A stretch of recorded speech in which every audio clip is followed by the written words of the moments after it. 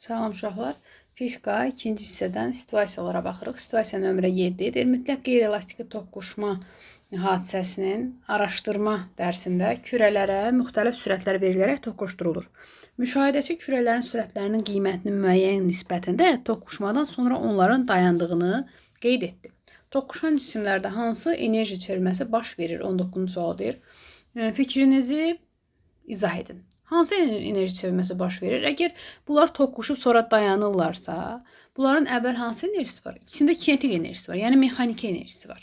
İkisində mv kvadrat bölünsün 2-si var. Düzdürmü? Toqquşub dayandı. Hərəkət eləmirsə kinetik enerji yox oldu. Yəni heç bir enerjisi yox. Yəni daha doğrusu mexaniki enerji çevrildi daxili enerjisinə. Toqquşdu bunlar, dayandılar. Kinetik enerji 0 getdi, mexaniki enerji çevrildi nəyə? Daxili enerjiyə. Cavab olaraq yaza bilərsiniz ki, mexaniki enerji, yəni kinetik enerji çevrilər cisimlərin daxili enerjisinə. 20-ci sual deyir, kürələrin sürətlərinin nisbətini hesablayın. Əgər bu cisimlər toqquşub dayanıblarsa, onda bunları yazırıq. M1V1 bərabərdir nəyə? M2 V2. Şərt olaraq 1 vurulsun V1 bərabərdir. 3 vurulsun V2.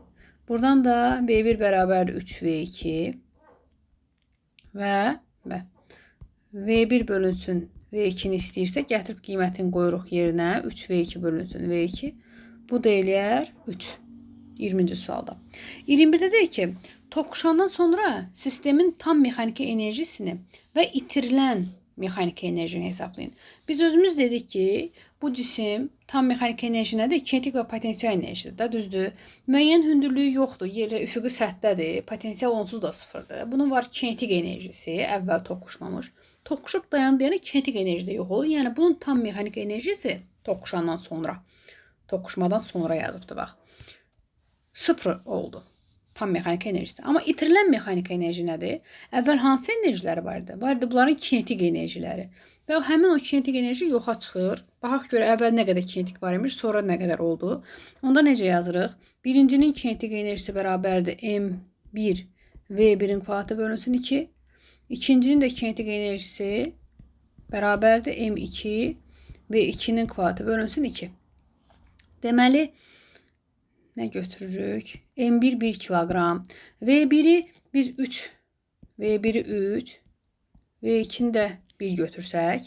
Halbuki bunlar toqquşub dayanıbdırsa, bunun sürəti 1-dir. Bunun sürəti 3-dür. Bunun sürəti 1-dir də. İmpulsları bərabər olub ki, bunlar dayanıblar. M1V1 bərabərdir M2V2. Deməli, V1 3-dürsə, 9 bölünsün 2. Bu eləyər 4,5. Və M2 3 kiloqram, V1 də 1-dir, kvadratı 1 bölünsün 2. Bu da eləyir 1,5. Əvvəl bu sistemin, bunların nə qədər enerjisi var idi? 4,5 və 1,5 dedim və 1,4 yazdım, səhv elədim. 1,5. Cəmi bunların var idi nə qədər? 4,5 üstə 1,5 enerjisi. Düzdür, yəni 6. Toqquşdu nə baş verdi? Yoxa çıxdı. Nə qədər yoxa çıxdı? Bax, elə bu həmin bu 6 joule enerji itdi. Bu lazımdır bizə.